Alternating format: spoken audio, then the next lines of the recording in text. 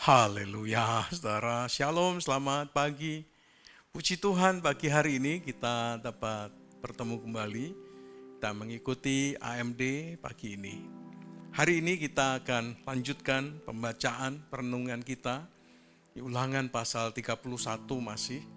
Hari ini kita akan mengetahui siapa penulis hukum Taurat sebetulnya.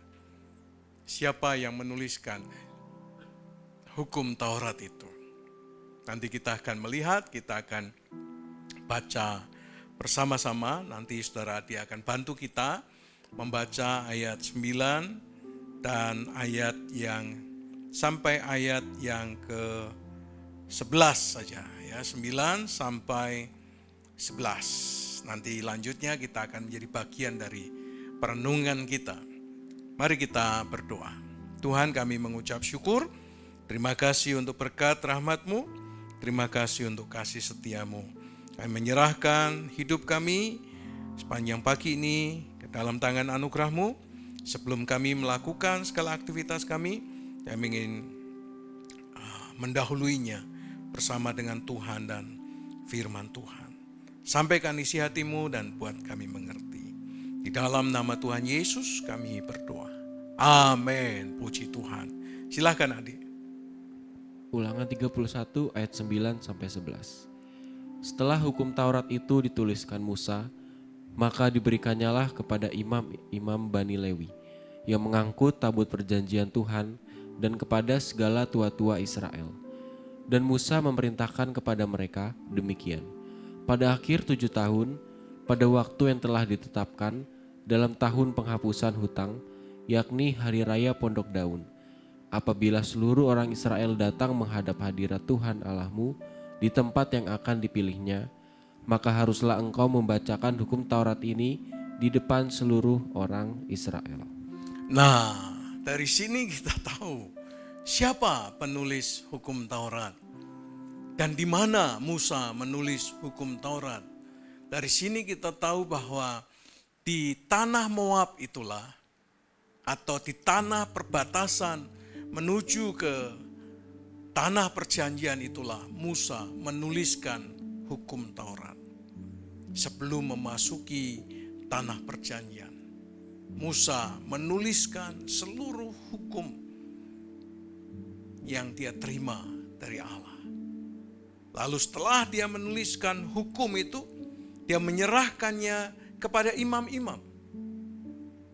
Dan setelah dia menyerahkan kepada imam, maka Musa memerintahkan kapan hukum Taurat itu dibacakan. Yaitu pada tahun ke-7,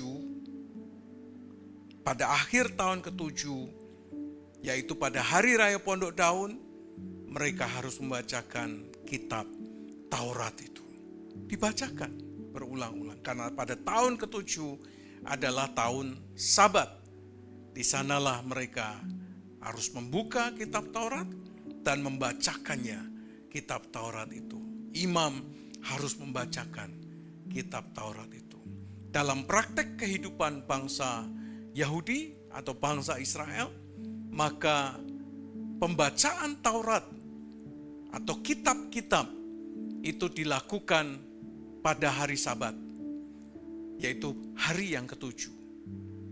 Ada momentum-momentum di mana mereka membaca kitab Taurat, yaitu pada tahun yang ke-7, pada hari raya Pondok Daun, tetapi pada hari Sabat mereka berkumpul bersama-sama dengan keluarganya, lalu kemudian membaca kitab Taurat. Membacakan Taurat kepada anak-anak mereka, pada keluarga mereka. Ini sebuah tradisi yang terus dihidupi oleh bangsa Israel bahkan sampai hari ini. Oleh karena itu, kalau saudara pergi ke Israel, sampai di Israel tiba hari Jumat menuju kepada hari Sabtu, maka itulah Sabat, saudara. Dan mereka berhenti dari semua pekerjaan. Mereka berhenti dari semua aktivitas. Sepi, saudara. Kalau Kalau saudara pergi hari Sabtu, sepi saudara. Tidak ada aktivitas, toko tutup. Baru sore harinya mereka merayakan Sabat. Lalu kemudian mereka menyanyi, mereka membacakan kitab Taurat. Menarik saudara, kitab Taurat ini ditulis oleh Musa. Coba kita lihat Kisah Rasul 15 ayat 21. Minta tolong adik. Kisah Para Rasul 15 ayat 21. Sebab sejak zaman dahulu hukum Musa diberitakan di tiap-tiap kota, dan sampai sekarang hukum itu dibacakan tiap-tiap hari Sabat di rumah-rumah ibadat. Sebab sejak dahulu hukum Musa diberitakan di kota-kota, di tiap-tiap kota. Dan dikatakan sampai sekarang hukum itu dibacakan tiap-tiap hari Sabat. Jadi tiap Sabat mereka membacakan hukum Taurat, mengingat hukum Taurat. Hukum Taurat diberitakan di tiap-tiap kota. Hukum Taurat menjadi satu hukum yang penting bagi kehidupan bangsa Israel. Saudara, firman Tuhan, Alkitab merupakan satu hal yang penting. Ini adalah kabar baik yang seharusnya diberitakan di tiap-tiap kota. Kemarin saya beberapa hari yang lalu, hari Minggu yang lalu, habis ibadah Minggu, di ibadah kedua Pastor Lim datang. Di ibadah yang kedua. Sebelum ibadah memulai, dia berkata, Pak Trofimus, saya ingin makan siang bersama dengan Anda. Begitu. Makan siang bersama dengan Anda. Boleh, Pastor Lim? Kalau saya ajak istri dan Carlos, kita makan bersama. Kita makan nasi padang, saudara. Ya, makan nasi padang. Wah, ini habisnya sama kalau kita makan di restoran Korea, katanya. Wah, ya, cukup mahal. Lalu dia berkata begini, saya seorang misionaris. Saya diutus ke Indonesia.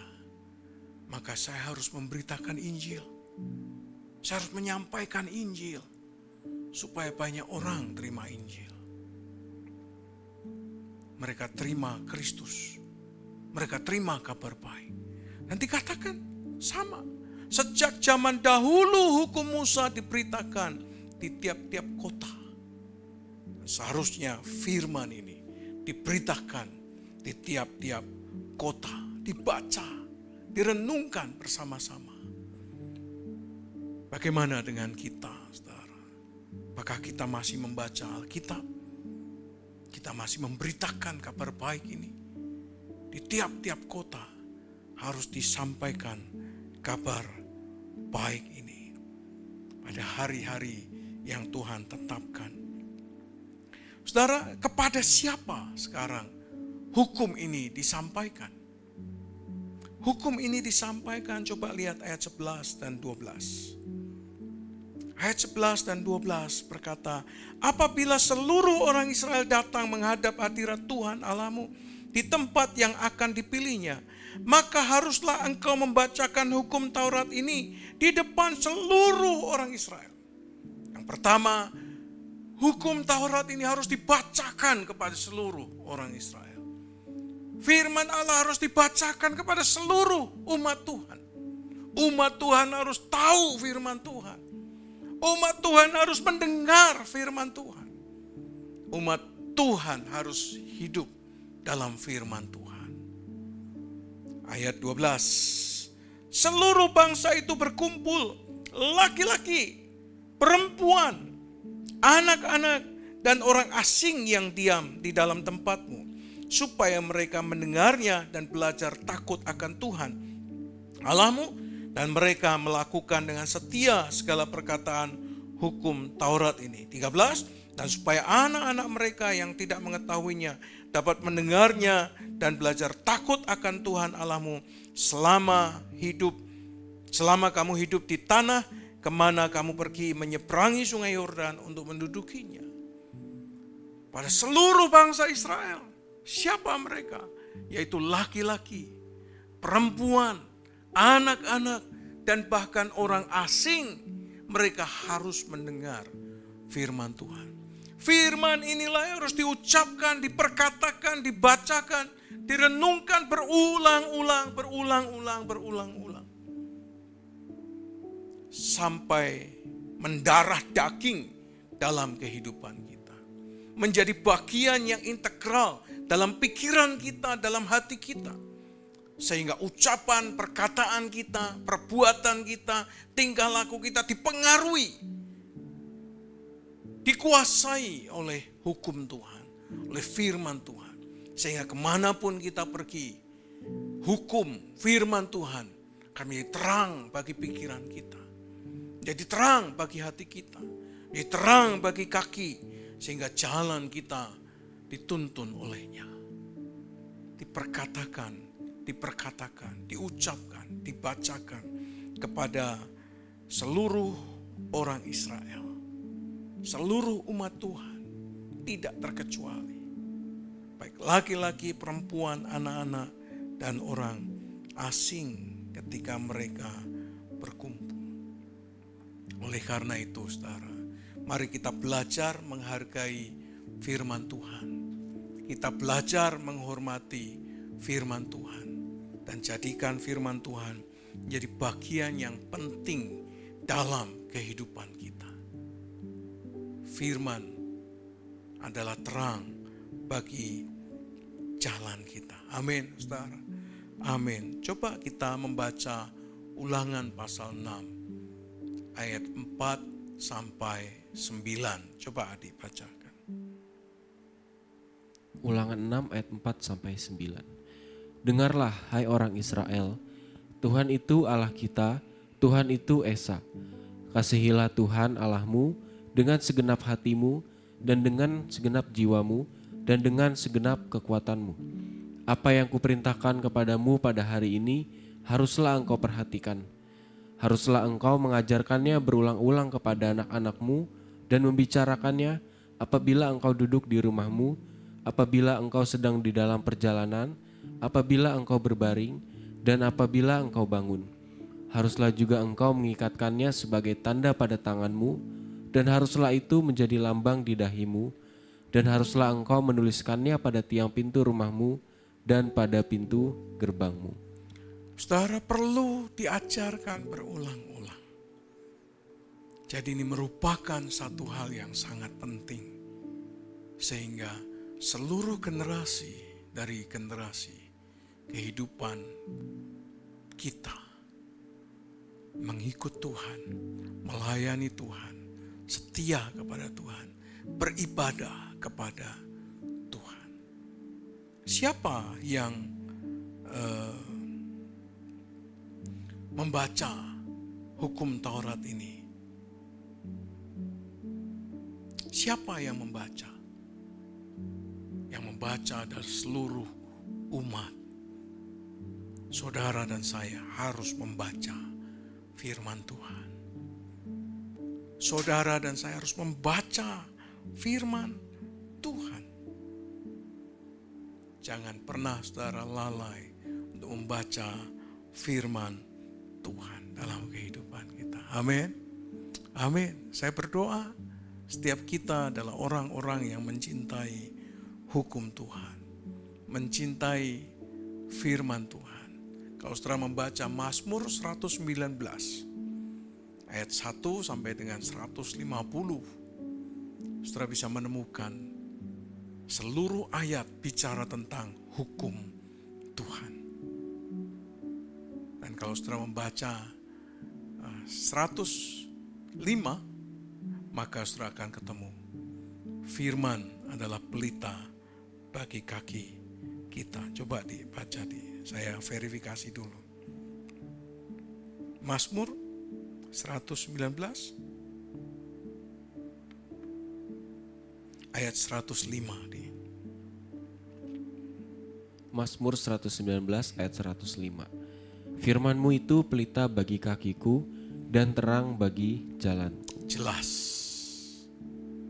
Kalau saudara dan saya ingin hidup di dalam terang Tuhan, saudara harus membaca firman Tuhan. Saudara harus hidup dalam firman. Dan firman tinggal dalam hidup kita. Yohanes pasal yang ke-15 mengatakan, jikalau firman-Ku tinggal di dalam kamu, maka kamu bukan hanya disebut sebagai murid-murid, tapi kita akan berbuah. Berbuah dan menjadi berkat bagi banyak orang. Amin. Amin. Cintai firman Tuhan. Mari kita berdoa. Kami bersyukur Tuhan untuk pagi hari ini. Terima kasih untuk berkat rahmat-Mu. Terima kasih untuk kasih setia-Mu. Terima kasih untuk kebaikan-Mu dalam kehidupan kami. Terima kasih ya Tuhan. Kami bersyukur, kami menyerahkan semua aktivitas kami, kesibukan kami, dan semua pekerjaan kami mau percayakan kepada Tuhan. Kiranya firman menerangi jalan kami. Firman menerangi hidup kami. Firman membawa kami kepada kemuliaan Tuhan. Kami ingin hidup di dalam terang-Mu dan kami melihat terang-Mu. Di dalam terang-Mu sajalah kami melihat terang. Di dalam nama Tuhan Yesus Kristus. Kiranya damai sejahtera dari Allah Bapa, cinta kasih sayang daripada Tuhan Yesus Kristus, persekutuan pertolongan pimpinan dan kuasa Roh Kudus menyertai saudara sekalian dari sekarang sampai selama-lamanya. Di dalam nama Tuhan Yesus Kristus. Haleluya. Amin. Puji Tuhan. Selamat menikmati hari ini dan selamat berjalan dalam terang firman Tuhan. Dan izinkan firman menerangi jalan saudara. Amin. Amin. You are blessed.